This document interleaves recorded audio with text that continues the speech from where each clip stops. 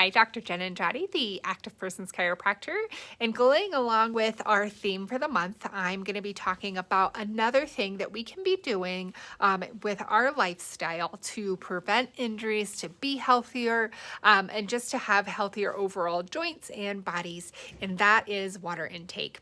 So we've all heard from our doctors and from all kinds of different sources that water intake is essential. So water intake is essential because a vast majority of our body is actually is made of water.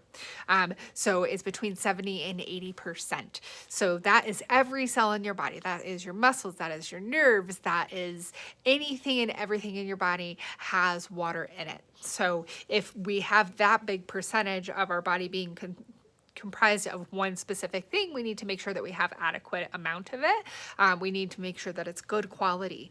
And what is that water actually doing in the cells? It's actually helping to get good stuff in, get bad stuff out, flush things, and really aid in that repair and synthesis process that your body's constantly going through, especially when we're recovering from an injury, or if we had a really hard workout, or we really went for like a hard hike or something like that.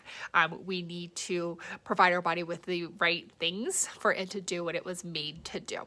So hopefully that makes more sense on why we want to have really great water intake. So they typically recommend an ounce of water per pound of body weight, and that actually increases with activity level, humidity, and heat. So, and also age is another factor there, but that's a good baseline start. And if that seems a little too lofty for you, you can even start with a kind of general 8 ounces, 8-ounce glasses a day.